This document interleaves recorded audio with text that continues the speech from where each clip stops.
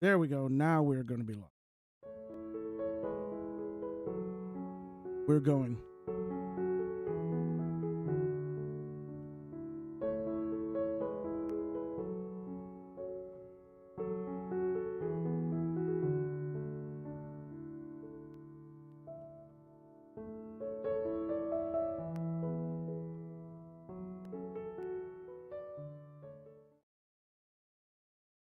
Hey everybody, how you guys doing? We're back. Sorry for being a little bit late, but we had some technical snafus. I guess my encoder got switched to 8.60 or 264 and it created a technical glitch, but we're here. Much recovered very fast as to normally. How do we sound in Yep. the chat? Can everybody hear us? I believe so. Hey. Wow, we Oh got a man. super chat right off the bat from Steve. Thank you, Steve. Thank you, brother.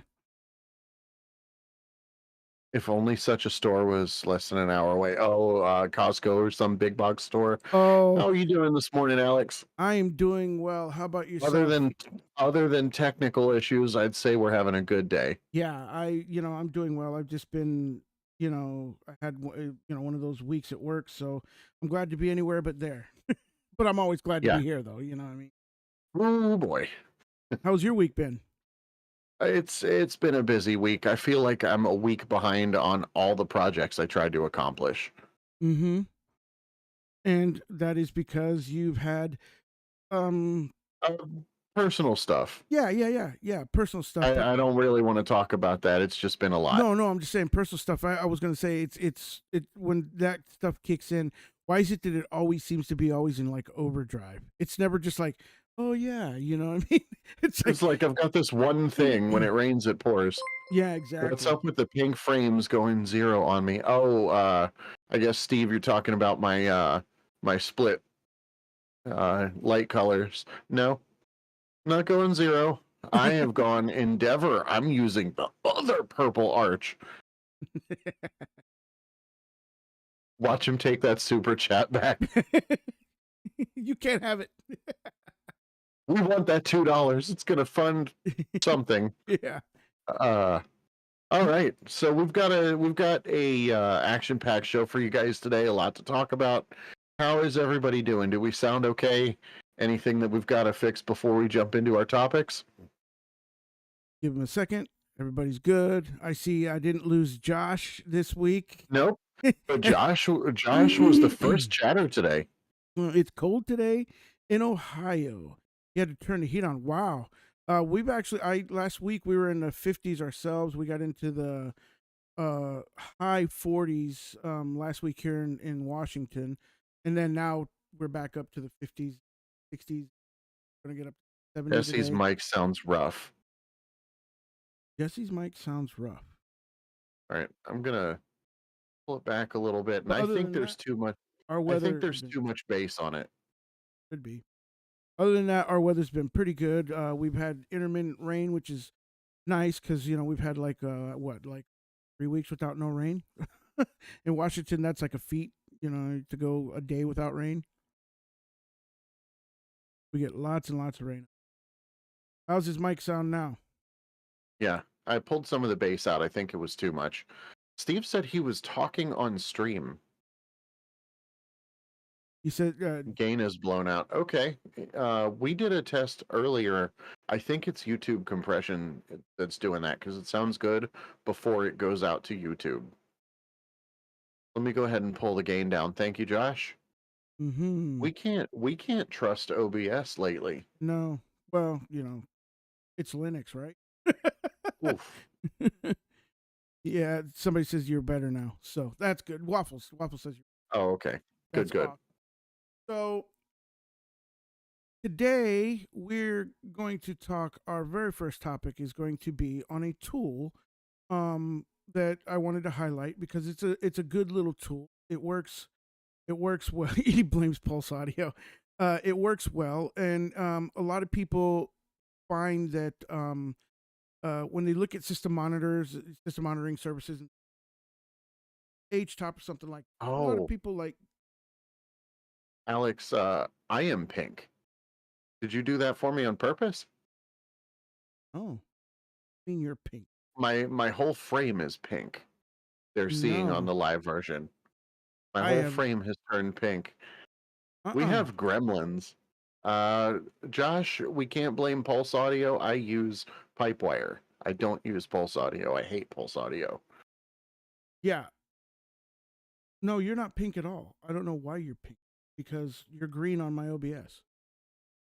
No, it is showing. It is showing pink on the stream. I'm looking at the stream as they would watch it, and it is pink. And you are purple. Oh, my purple. How about now? Look. Well, I'll keep watching the stream. That sounds fun. I think Steve did it. How about now? Now your I'm frame is waiting. gone and my frame is gone. The whole background went. Yeah, now it should be fine. Okay. So The we're just frames are going to gone. continue. Yeah. There we go. Yeah. Uh, I don't know what the heck happened today. I don't know either. Anyway, But so anyhow, talk about so the this tool. tool, a lot of people are like, H top this and, top and all those things. But, there's Yep. actually pretty nice ones. And one of the ones that I like is, like KDE has their K system monitor, right? It says fixed. And Yep. so for me, there's one that you can get anywhere besides KDE.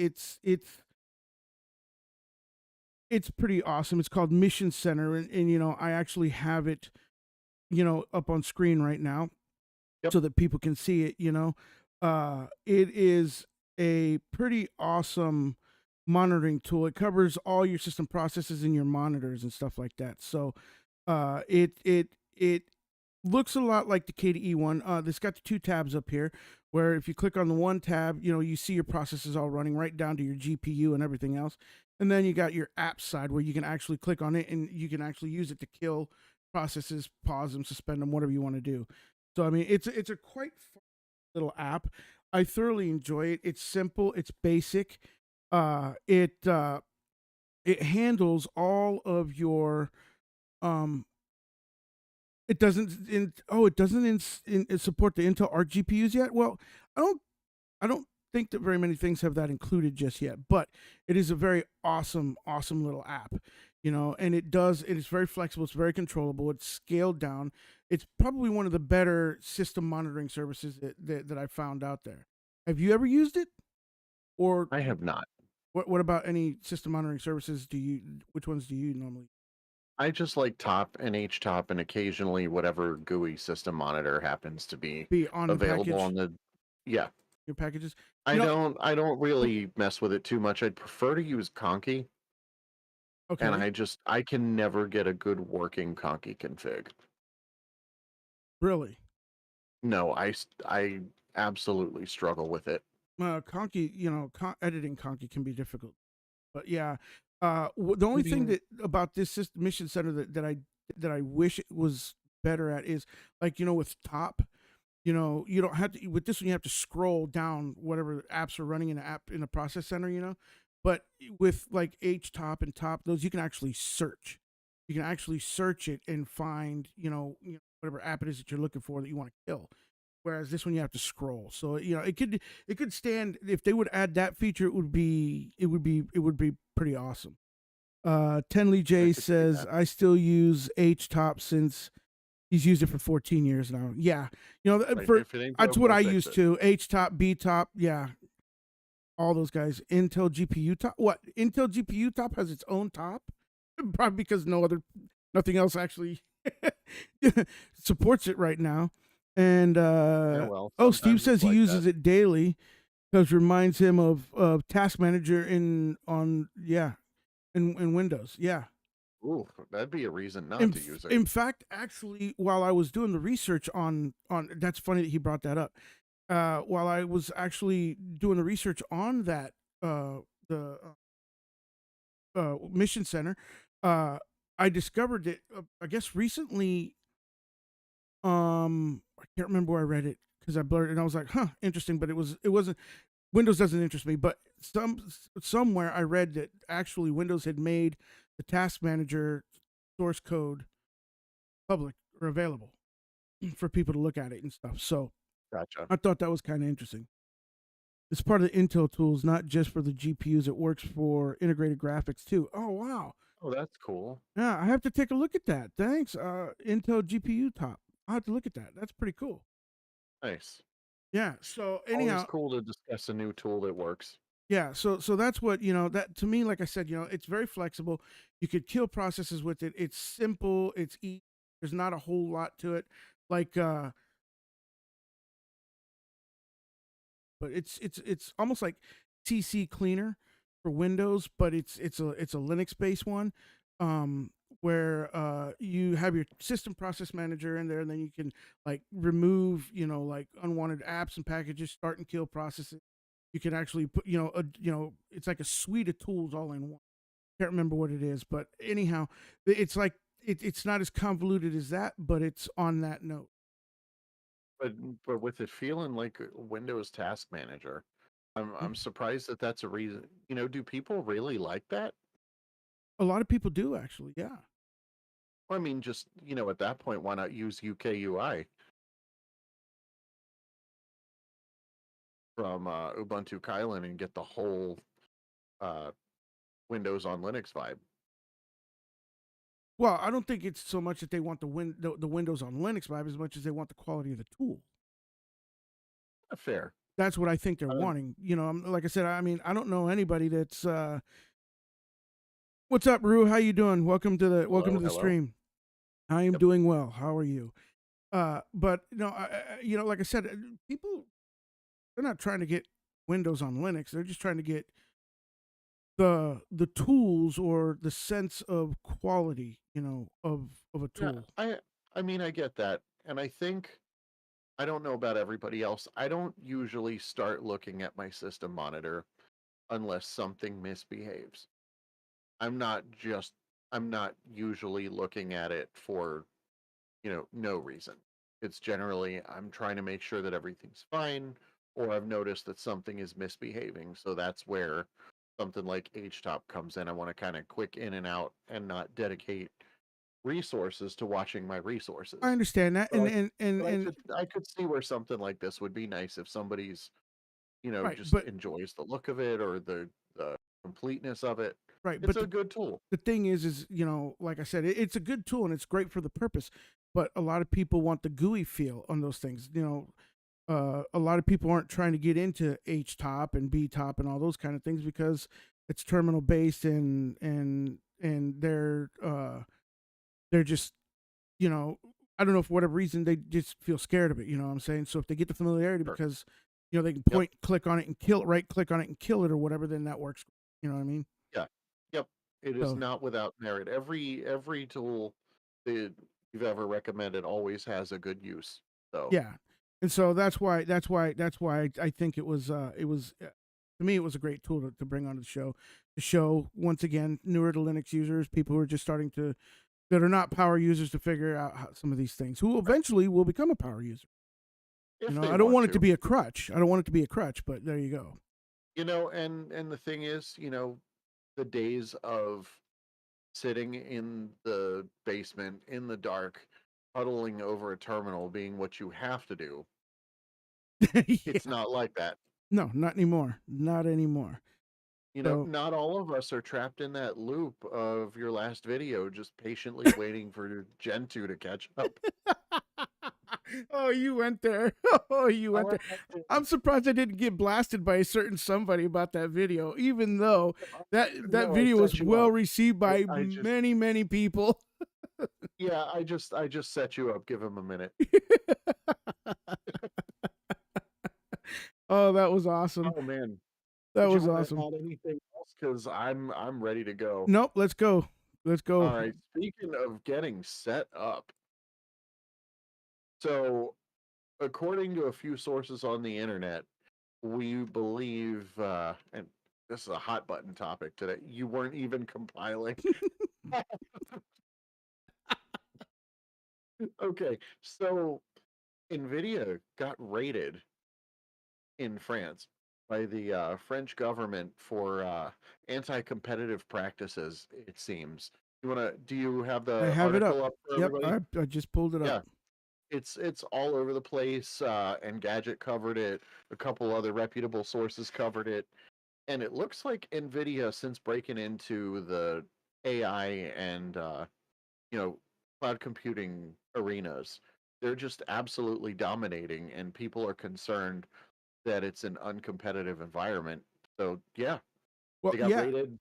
Well, I mean, when you think The about it, authorities went there, seizing stuff, interviewing people. That's crazy. what I find, it's not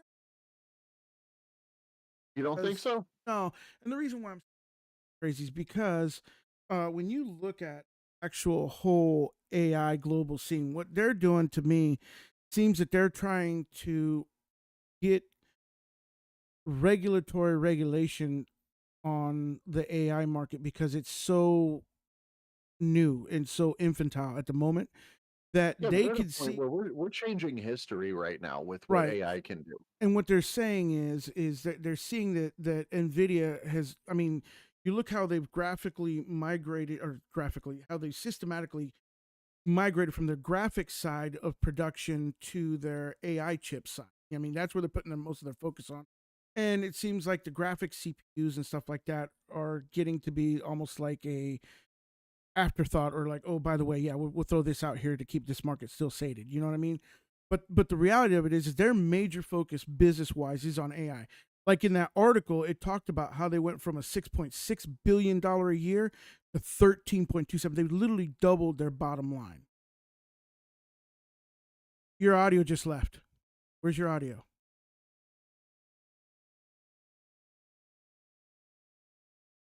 Got no audio.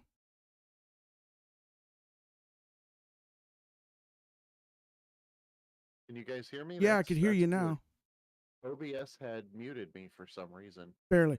But at any instance, they uh they literally doubled their bottom line in doing this. And when you look at who's the actual players that are building chips in the AI world, um, there is really nobody right now. Yeah. You know, And, you know, utilizing stuff like GPU architecture for things like that, people aren't gaming 24/7. So it's kind of like, you remember when SETI at home and folding at home and all were super popular and computing was being redirected for that? yeah. Josh says they're scared Nvidia's making Skynet. No, that was Rue, and Rue did Oh, ask Rue a said that. Yeah, but I Rue mean, asked about Mission Center, and we can come back to that in a minute. okay. Who asked about Mission Center? Rue did. They Oh, asked what Mission Center does that KDE System Monitor doesn't, and I don't think it's a does more. It seems like it does it differently yeah. and It does more it a little accessible. differently and a little less, actually. Yeah, But either way, so when you think about it, there's nobody in the market really making those type of processors right now.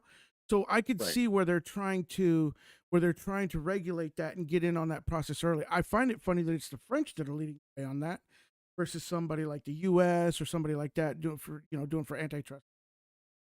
But Yeah, I mean, I'm not sure what the political motivation might be behind that, and I want to kind of stay away from that too much. But yeah, and and Josh that's makes a good exactly it. point Josh that brought up the port that I was getting ready to go to. When you look at the market share, like when we were discussing it in the pre-show, uh we were talking about market share being a very important visual for that.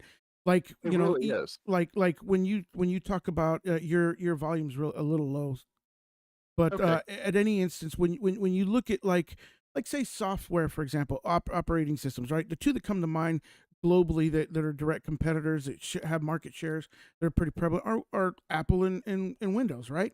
right, of Mac course. and Windows. And when you look at Mac and Windows, even though the numbers could be 70-30, 50-50, whatever, there's still enough of a presence there to be felt by either side that, hey, there's a competition. Whereas when you look at the Nvidia graphic side, or the CPU side, and the actual AMD side, for the processors, that for the AI, there's no feel of another competitive entity there. Whether even no matter how skewed those numbers could be. Now it's always a give and take though, because every couple years what you'll get is Intel will rock the industry, or AMD will rock the industry, or Nvidia comes out with something. I don't think that Nvidia is going to hold this for too long.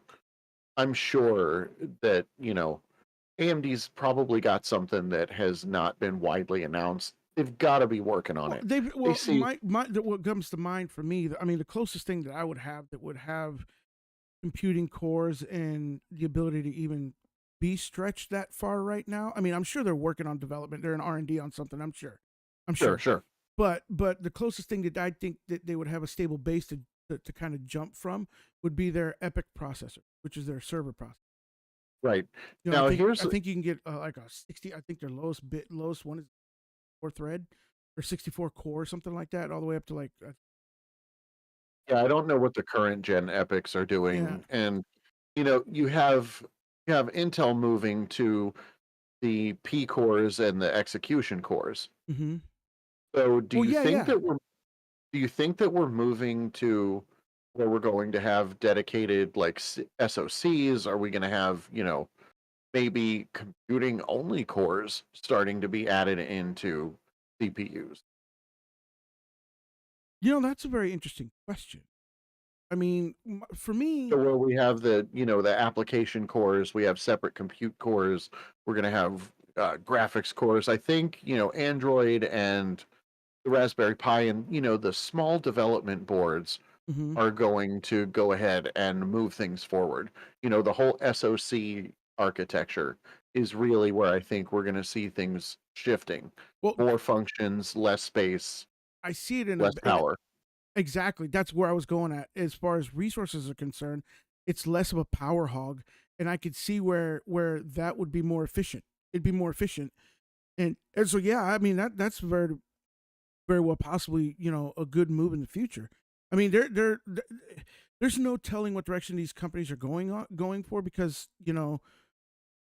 they're each developing their own platforms what they want to do, but I can definitely see that being a beneficial thing. That would actually be a great move because it would increase your performances and your capabilities on a compute level, right? And it would also decrease the power consumption, so it'd be more green and more environmentally friendly, which is a move that these companies should be looking at. So yeah, Yeah, I could it's see that. just what do you think was in the mind of the folks as they're showing up to work? And, what are you going to do if you walk into your office and the cops have raided your work? Like, what kind of start to your day is that going to be? Well, as somebody who's lived through that experience, I'm going to tell you right now, personally, on a actual very personal level, uh, it's not a good feeling at all. Yeah, I can't imagine it would be. No, well, so you walk into work, you walk into work, you're getting your morning cup of Joe, right? You're just sitting there doing your thing, and starting up your computer, getting your work day ready to go, and then all of a sudden your doors get kicked in. This is, such and such authority, put everything down, stop what you're doing, and then you're like, what is going on right now? Is this really happening? Am I getting punked? What the hell? Right. And then this guy comes up to you and says, put your hands up, get up, go over here, stand in this, in this area, and we'll come talk to you in just a minute, I mean, it's just the wildest feeling in the world because it's like you're like don't have any control over the situation. There's no type of security of anything. You're like, am I going home today? Am I not going home today? What's going on? Yeah. I mean, am I under arrest? Am I not under arrest? All these kind of Yeah. things. And I mean, it's a very Absolutely. scary situation. Really is. Yeah. That And that's a lot. and when you're and seemingly also on Nvidia's side, I would have been like, you're actually rating me Yeah. because you believe that I'm capitalizing the market share when all I'm doing is practicing my business. There's nobody that stepped up to do this. I just happen to be the first one, and you're coming at me, I think like that's this, one way they could take a position, sure. and But I'm a that's bad boy. that is so much money that they're going, just hand over fist. Well, yeah, I mean that's why they So much did it. I money. mean that's why they did it. 13.5 billion in the second quarter of the year. That's so much unfathomable money.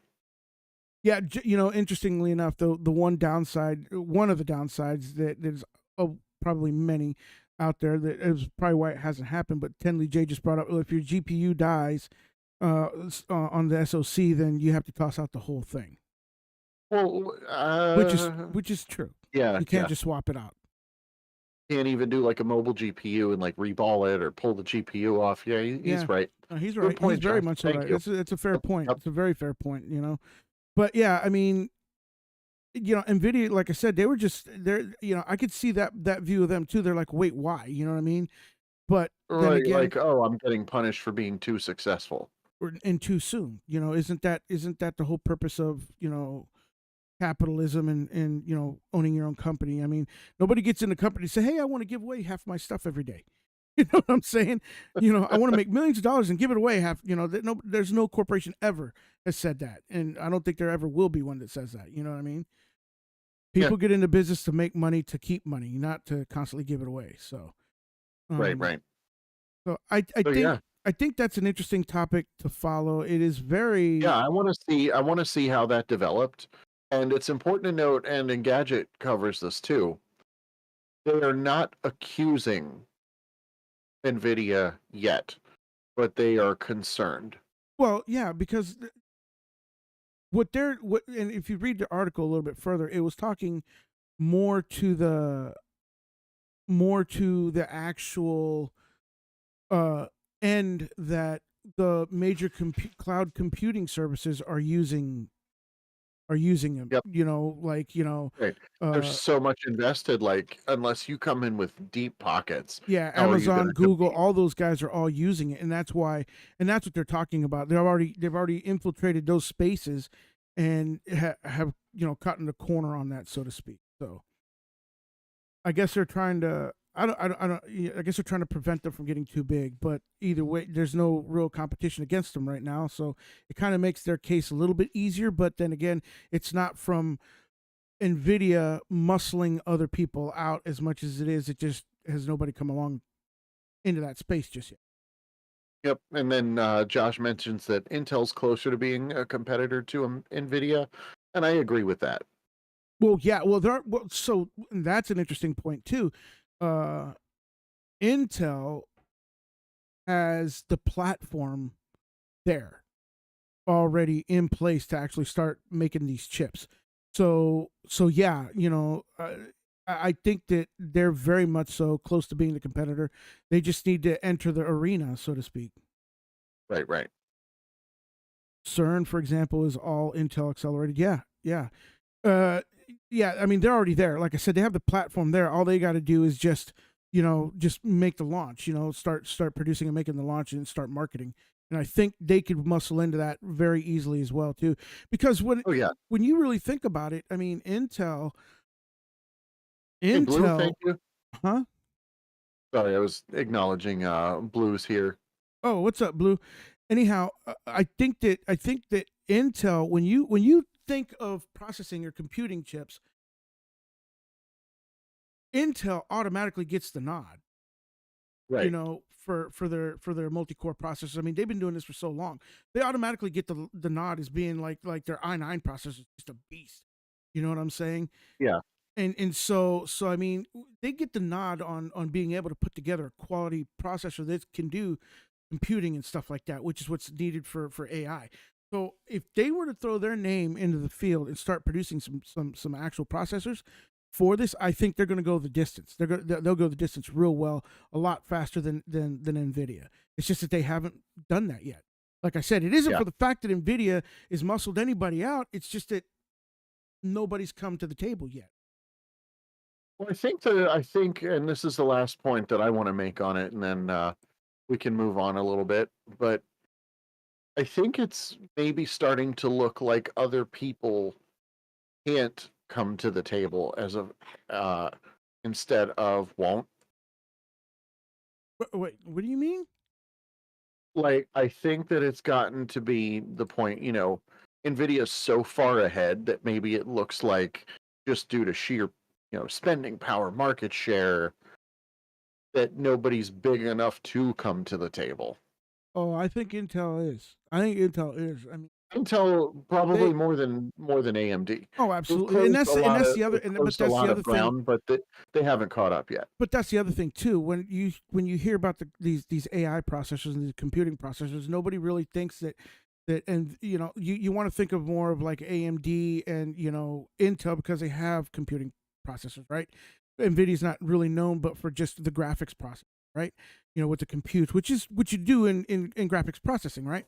But for some reason, everybody just thinks that the only direct competitor that Nvidia should have is AMD, when really you have Intel as a viable marketable competitor, and I think Intel has just as deep of pockets.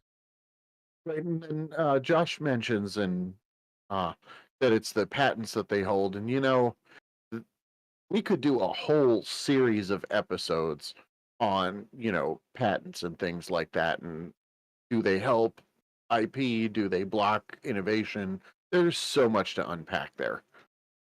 Yeah, but that's the way the world works, and when it comes to this, though, they Yep, they do hold patents, and it isn't that those patents can be worked around, based off of the but only structure. but You just only can't. to a certain point. Right, exactly. So, but either Right. way, on to topic number two, which is for me something that Yes, sir. you brought to the table. So everybody Happy to do knows, it. huh? Happy to do it. Yeah.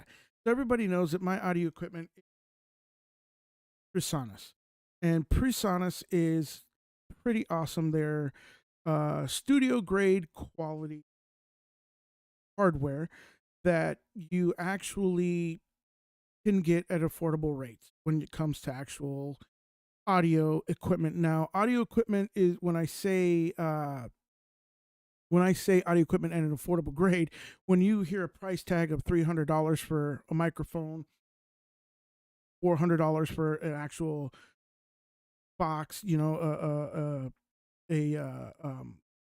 interface that will, audio interface that will actually let you connect multiple devices, microphones, all that kind of stuff to it. That doesn't seem very affordable. But when you compare it to something like a Behringer or something like that, and you're looking at the same thing for like $1,000 or $1,200, then yes, $400 is very affordable compared to that. Now, that being said, PreSonus has actually come out with a Studio One 6.5, which bring it up on the screen so everybody can see it right now. Um, it's a DAW software that allows you to have plugins. You can add reverb, echo, all that good stuff onto it to record actual sessions with it, right? Um, and it's kind of like Ardour, only I think is Ardour is pretty cool, uh, and Ardour is I've used it. Umfa uses it, and Umfa does a lot of videos on Ardour. It is very flexible. It is on the same level as the Studio One, but it is also. Oh, what did I just do? It is also very. It is very, very, very. I don't know how to put it. For me, Ardour, your audio's gone again. Did you get muted again, Jess? OBS is being really annoying. Sorry. What'd you say I about think Ardour? I said that Ardor is very feature rich. Yes, that's what I was going to say. It's very complex because it's got a lot of features in it. Where the Studio One is actually pretty basic. Now, go to their knowledge base right now. It is in beta. I will Right. acknowledge that it's in beta. There are some things that it doesn't well or isn't available in it yet, but they're working on it. But to me, the biggest takeaway of PreSonus doing this is that it is so far the only reputable actual studio grade equipment and studio equipment that's actually acknowledging Linux. I mean, for me, this is on par with like DaVinci Resolve Yeah, being Linux native. yeah, exactly. And I think that is awesome because it's another. I don't even know how you put it. It's another one of those situations where Linux has kind of arrived on the scene. You know what I mean? Yeah. And I think one of the People are definitely taking us seriously. yeah one of the what is, how do I put this? One of the things that brought, I think, audio editing and creation for like laying down tracks, like a recording studio that kind of brought that to Linux a little bit and made it prevalent was Ubuntu Studio. Yep, I'd agree with that. Ubuntu I think Studio. go ahead. After Nancy Post is explaining why it's way. Oh yeah, I did forget to mention that it's Wayland only. Yes, I did forget to mention that. Thanks for calling that out, Josh. Yep. but anyhow, Studio One did a lot for bringing that topic, to Linux, or that functionality to Linux, that has made people think, and I wonder now that this is actually in the realm, if Umfa is actually going to try it and test drive it. In fact, I think I'm a message him, and say, hey, have you tried this? Yeah. Unfa was a huge, huge reason that I started looking at distros like Arch, like Manjaro, why I got so excited watching all his Pipewire videos. From Hmm. time to time I watch his streams. Like he's an amazing resource to the Linux community. And honestly, Absolutely. I would love to have him on the show. Oh, that'd be pretty cool. You could try to reach out to him, Yeah, but I think, like I said, I think this is an acknowledgement that Linux is finally a viable recording studio software. As long as you're not dealing with Pulse Audio. You know what I mean? Uh, right.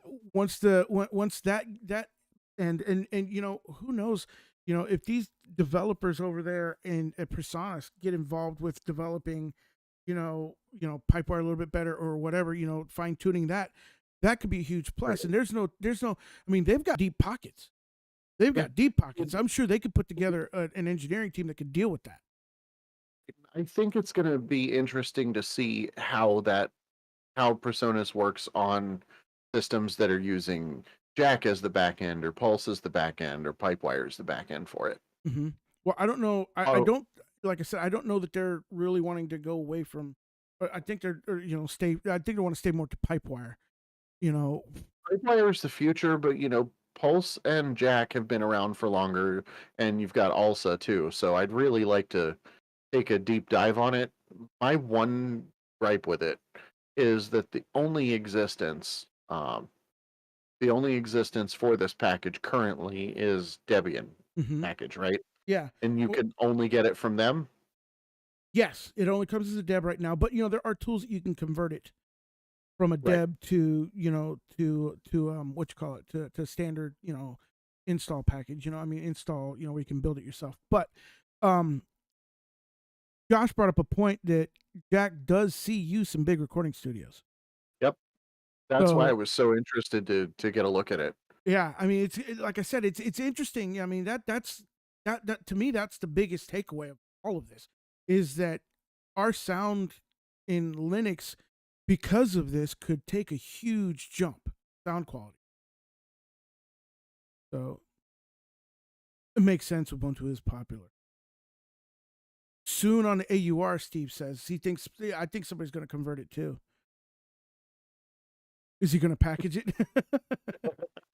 It'd be awesome. I mean, that's huge. I mean, like I said, that's huge, and I'm excited for it. I'm not on Wayland at the moment, but I'm No, excited same. for it because I can only imagine what it's going to do with my hardware, like my audio box.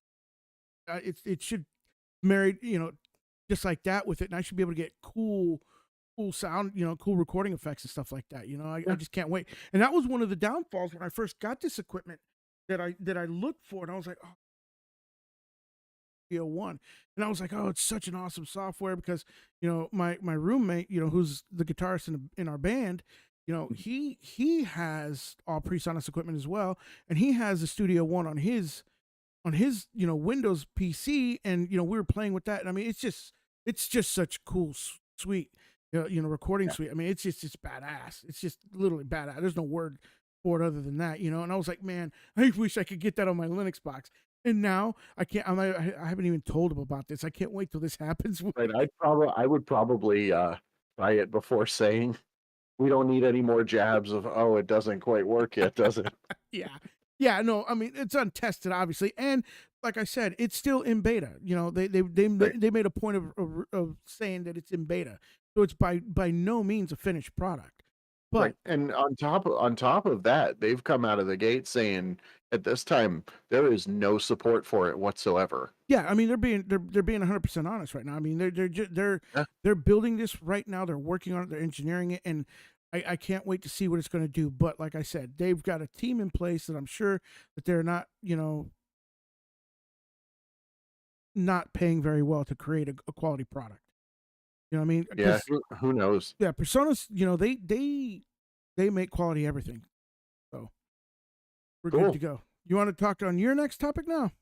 I do, and I'm actually going to talk about Windows for a second before we wrap up the podcast today. And if if what we're seeing going through the rumor mills are true, there's going to be another influx of Windows users jumping ship and starting to sniff around at what options are out there. Mm-hmm. According to this article, if Want me to you're bring it up? watching at home, you probably have it on the screen here. Yep, they do now.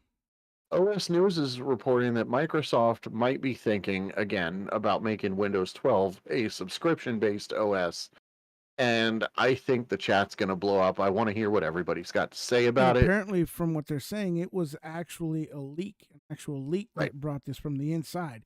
So right. it's not Stuff a in the rumor. documents from Windows are starting to look like that may be the future of Windows, and I really hope not. What's interesting is it's not a rumor, and I know that it's a little bit. Well, and I know what I'm about to say may be a little It's a controversial, little vague. but actually, you know who talked about it last night on their WAN show? Did Linus talk about it last night? I didn't even catch Yes, he WAN show did. last night. Yes, he did. He talked about What it. did he have to say about it? I don't know. I didn't watch it. I just saw it in the title. Oh wow. Yeah. So Windows as a subscription service, though, I think that's going to fail like Windows Phone did. I'm not. I'm not In the disagreeing with you. business sector, maybe. Josh says he's fine with it. Devs deserve to be paid. I agree. That is a great point. People do deserve to be paid for their work. Absolutely. I But definitely but agree. the idea of a subscription is where I'm having the issue. Not spending money, but the business model. Bingo. That's what I'm saying. Why not sell the license like they do and pay Right. devs out of that? You know what I'm saying? Why not? Why not do that? You know, I mean, that why is subscription service? Oh, I know why. Think about it. If you rent a movie, do you make more on that movie than you did when it came out in the movie theaters? Because you Or can when you rent just it. sell it as a DVD? You do, Right. because people are buying it over and over and over and Right. over again, multiple times. Right. And You that's what buy Windows is you doing. They're trying to nickel and dime people again. Literally what it I goes to. mean, Only this time they're not nickel and diming, they're quarter and dollaring people, man. yeah, and That's literally what this is. I stopped using Adobe entirely when they moved to subscription only. Instead of just buying You it know, for $200 or whatever. right. And I realized that having both is accessible, and not everybody can come out of their pockets with a couple $100 for a Hmm. piece of software at one time. So, make the subscription an option so that there's a lower barrier to entry, but subscription being the only option, Hmm. I don't like it. Well, yeah, You yeah, know, you get, there's so many people paycheck to paycheck. I have a huge problem with the idea that you've already bought the computer, you're already paying your bills at your house. You miss that one paycheck, or you miss a couple hours of work, and now you can't log into your computer because you haven't paid the subscription. I well, have a huge problem with that. well, you just brought up a very interesting point. Actually, it just went off in my head, like, like, oh wow, I didn't even think of that. And you said I just bought the computer, right? So when you go to a store and you buy a Windows computer, right, and it's got Windows already loaded on it, part of that purchase price is the actual license key. Right? Do you think that'll change how that works? Well, that's what I'm saying. They're going to Uh, have to, because otherwise they're double charging you. Because not only are you buying the license key, but then you're actually also having to do a subscription on top of it, so you're double paying for it. So yes, that's going to have to change. So does that mean that the price of laptops are going to go down now that have or Windows on them, desktops for that matter. or desktops, But or anything that has that already on there? It's going to have to, you how know. are they going to address things like volume licensing for business? That's another thing that I was getting ready to say. When you start talking licensure now you're talking about volume licensing. Exactly how are they going to address that with businesses? Because a business is going to be like, well, I subscribe to it. I should be able to put it on every computer that I use for this business. And Yeah, so, in that retrospect, I could see them losing money. yeah, it's definitely a controversial move if they choose to go that way. It is, but where do they pick the balance and all? That's where my thing is, and also, so in a subscription service, right? You know, I wonder if they're going to be cheesy, and I wouldn't put it past Microsoft. Are they going to be like, well, you get this for your subscription, kind of like, you get, like with Hulu or like Discovery Plus or whatever. You Like have the free, you subscription have the low tier? tiered version. You have the low tiered version, which will give you this and this and this. And then you have your mid tier version, which gives you like no ads, this, that, and other. And then, the high tier, which will give you like video on demand and all this kind of stuff for recording or whatever you want to do, or even stream capabilities, right? So I wonder if they're going to offer a tiered service like that that's going to allow you to upgrade or downgrade your system based on what you want or need or pack. And is it going to be a la carte, or is it going to be? I mean, there's so much that they can do with this, but Yeah. but I mean, Windows is starting to serve ads. So, yeah, this is true. I mean, yeah. where's the bar for it? Where's the actual? What are I mean, it's interesting to think about, but like I said, where are they going to? Can't begin to understand how they're going to try to develop this into like what kind of packages the whole. Like, it's going to have to be a tiered package. I'm sure, because I mean they're going to try to make money off this in the most way possible, which is Microsoft. Money I'd soft. imagine that there'd probably be a grandfathering period, do you think? That's another question.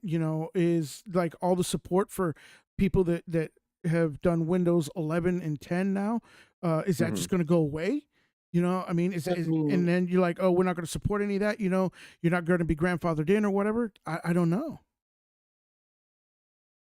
yeah, well, I mean, think about this too. It's slightly related, but the jumping from Windows 10 or from Windows 7 up to 8, 10, or 11. Hmm. I was reading some articles earlier this week that you can't just make that jump anymore. Oh, really? Yeah, because there was the articles present it kind of like a loophole, and it'd be neat to talk about this on a future episode, Hmm. maybe next week. But they're starting to close that way to just jump up to the next Windows Well, because for the longest time, it I knew wasn't that if you supposed to had be all the way up to 11. right, well, for the longest time, I knew that if you actually had a Windows 7 product key, you could install Windows 7 and you could jump up to like 10 or 11 as long as it was a viable active product key. Right. Yeah, and they're closing So that down. they're They closing that haven't down completely. Hmm. because So, I mean, in my opinion, that does point towards what we're looking at here nope, on the Windows 11 broke subscription the base. upgrade cycle. Yep. Wow. Yeah. So this was apparently something they've been planning on for quite a while, because that makes sense. You want to break that upgrade cycle like that in order to cause people to Right. want Because you can't force people to buy the newest OS if they can just hop upgrade the from train. yeah, exactly. Yeah, that makes a lot of sense. Wow. Yeah, this is I mean, it's definitely something that I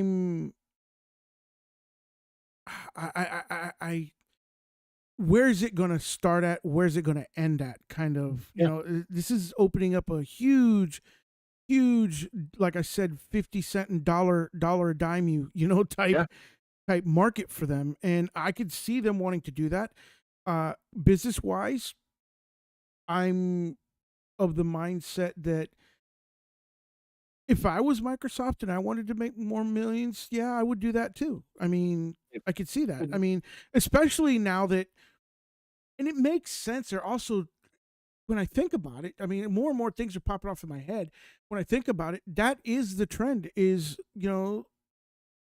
subscription services, Yep. Netflix, Hulu, Discovery Plus. Yeah, I already stated all these streaming Yeah. videos. People are used to subscription services.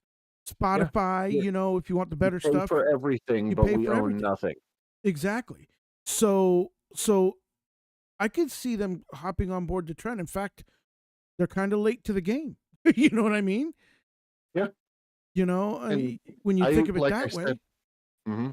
I think we're going to see another few influxes of new Linux users. Oh, I'm sure. This is going to I'm send sure. people to us in droves. I don't know about in droves because it's already been proven that people adapt and they change. Even though they may not like it, it's because of familiarity. They're familiar with it. They've used Windows for so long that they don't want to have to learn a whole new thing. Or what it'll cause is, yeah, we'll get a bump or a spike in market share.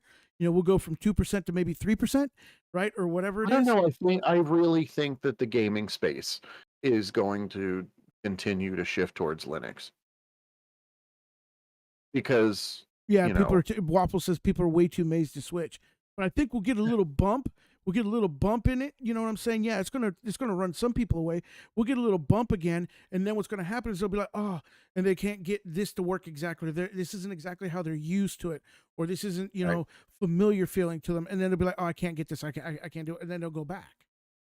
You know what I'm saying? Yeah, And they'll just I'm go sure at back. least part of it will. You're right. Because a lot of the feel is I'd rather dance with the devil I know than the devil I don't know, or his Yep. sister, or whatever it is, whatever the saying is. But I mean, that's what they're going to say. So I do see us getting a little more, growth in popular, in the Linux community. Mm. Maybe I would say 0.5% might stay, at best. But all in all, I think you're going to see a lot of people go back, and they'll just deal with the subscription. They'll balance their life out. Maybe they'll buy a couple less Red Bulls. You know what I'm saying? Or monsters or bangs or whatever it is that they're drinking these days. You know? So final question for it then, and maybe we can come back to it later. Hmm. And you guys in the chat too. Let's take a informal poll and say how much how much would you pay as a subscription if you would? And what do you think Microsoft would charge?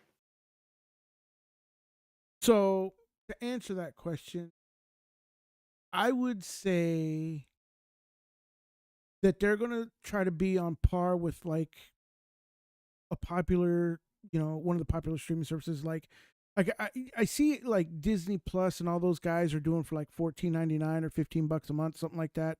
Maybe anywhere. I would say anywhere from $7 or $8 to $10 a month. I could see it going as high as 20 because, what are people going to do? Their computer has to Well, work. I would say for personal, maybe $7 to $10, and maybe 20 or 19 or 20 for business, for enterprise level. I think that would be the actual the well enterprise could be actually way more than that actually. Uh oh yeah, Tenley J says it. I pay Red Hat $80 a month on Solace, $25 a month. So yeah, there you go. Yep. I mean, People are doing it. yeah, people are doing it, but yeah, and that was like I said, enterprise would definitely be a lot more. Yep. But as a whole, and I think that when they do, when the other thing I wanted to bring up too is now that I'm thinking about it as well, outside of like you get a lot of countries like the Philippines, that kind of place that are kind of economically depressed, right? Hmm. I don't.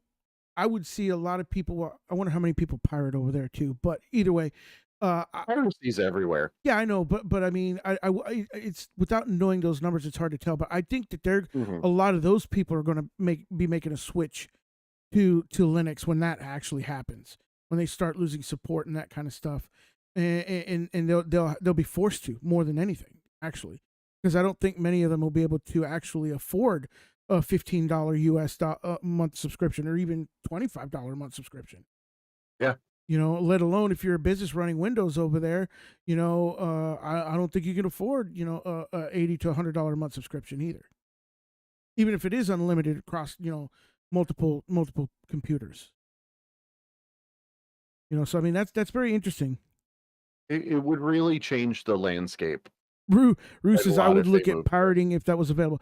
PSA disclosure: this Yeah, we do channel not condone does not piracy. condone pirating in any way, shape, or form.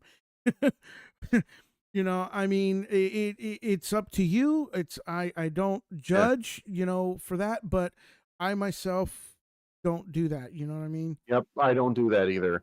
So Linux got me to stop pirating, actually. exactly. I mean, when you have an alternative like Linux, there is no need to. Yep, There I really is don't no need pirate to. games, I don't pirate movies, like, just Yeah, don't I do know it. people that pirate games. I know people that pirate tons of games, and that is just something that I don't do.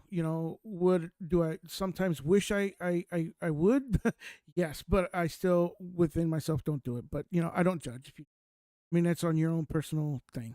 So, but either way, I think that to close on the topic, and then I want to touch on a smaller topic before we end.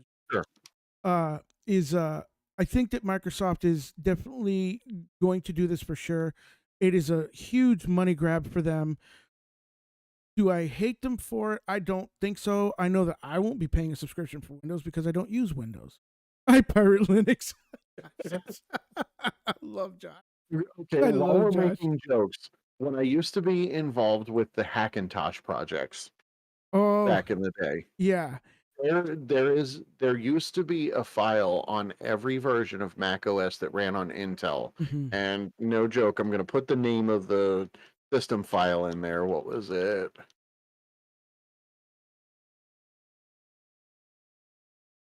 And if you guys have used Mac before, you know that like the DLLs and stuff, they call them KEXT or KEXT, they're kernel extensions. Right, yeah. And that was part of it. And if you don't believe me, Google it. Please don't steal macOS. If you That's don't believe awesome. me, yeah, please That don't is steal awesome. macOS.kext. That is awesome. That is awesome. So yeah, I mean, I think in a way that also shores up their piracy too. Actually, when you think about it, in the end, it'll shore up piracy for Windows. So, Yeah. but the other topic that I wanted to broach upon, just touch on very lightly, is uh, our community, the Linux community, and how wonderful it is. It we are a family, dysfunctional at best, but we are definitely a Linux family, and we have disagreements amongst each other, and we have falling outs with one another or whatever. We also have gained new friendships through one another we weren't aware of when we meet, perhaps in a Discord or even here in our group chat or whatever. Or I mean, Yeah. our stream chat. You know what I'm saying? Sure. We run You know, across sometimes, people, but the one thing that I want to touch base on is if we migrate to somewhere and we have a negative experience, we need to definitely beware of how we approach people, how we talk to people, how we do things. And this isn't because of anything in particular. It's just been weighing on my mind because we talk about the RTFM stuff, but we don't talk about how we should condone ourselves or conduct ourselves with people. I mean, not everybody sees things the same way that I do or you do. And when we do, sure. we may come across as not being empathetic, kind, whatever. When actually we're just talking about who we are and what we think, right? We can come across very passionate. I think that's what really makes that happen more than anything is our passion because everybody loves Linux. Everybody loves certain parts of Linux. They're very passionate about it. And when your view of what you should do with Linux versus what somebody else should do with Linux conflicts, people tend to blow up when that's Oh, yeah. really not supposed to be the way. The way is to actually try to understand another side. And even though you don't agree with it, you should be able to say, hey, I agree to disagree and let's better Linux because in the end, it doesn't promote very well for Linux. And No, all the squabbling, all the infighting, if you go to Discords, if you go to forums, and it goes all the way back to like IRC IRC, and yeah. stuff, sometimes it looks like people throwing punches at the family barbecue and then Hmm. they hug it out afterwards. Right, exactly. And and if you do throw punches, find a way to hug it out. Yeah. Because the reality is we all need each other. Yep. Because we all know things. Nobody, like I was telling you last night in the pre-show, production meeting, I we don't we don't we don't know how to agree to disagree anymore. And I don't know everything about Linux. Just like you No. don't know everything about Linux. Linux is so vast and so huge. I'm gonna be bold when I say this. Even Josh and Lee J does not know everything about Linux. And he is Don't you the maybe? singular most knowledgeable guy on Linux that I know. Honest to God, I look up to him and I admire him and his vastness of knowledge Oh about yeah. Linux. As So much as we tease you, thank you, Josh. yeah, I love you like a brother. You know that, Josh. We've had several conversations on that. And the fact is we don't know that. And so when you're coming across as your belief in this, you may actually be incorrect on some things. And it's absolutely okay to take that stance and be like, yeah, I'm sorry. You know what I'm Yeah. saying? This is how we learn. This is how we make That's Linux how better. science works. Everybody knows until something comes along Yeah, and exactly. says, we were wrong. Yeah, exactly. And so that's all I want to part with. That's what I want to, simply say is that, you know, we need to love one another, as a family because we are a family, dysfunctional at best, but what family isn't? You know what I'm saying? What brothers and It's sisters don't okay. fight? What elder brother doesn't step in and say, hey, y'all need to chill. You know what I'm saying? And Yep. that's where we're at. I mean, we need to we need to just do that, and support one another, you know what I mean? You know, that's it. That's all I want to say. And that's all for today's show. I feel it Yeah, went we had a well. good show. Thank you guys. It was another good one. Mm-hmm. Glad to spend our weekly hour together. All right, man. So all I'm going to say then is you guys keep on doing what you do. Keep on Linuxing. Stay blessed. Stay well. And I'll see you in the very next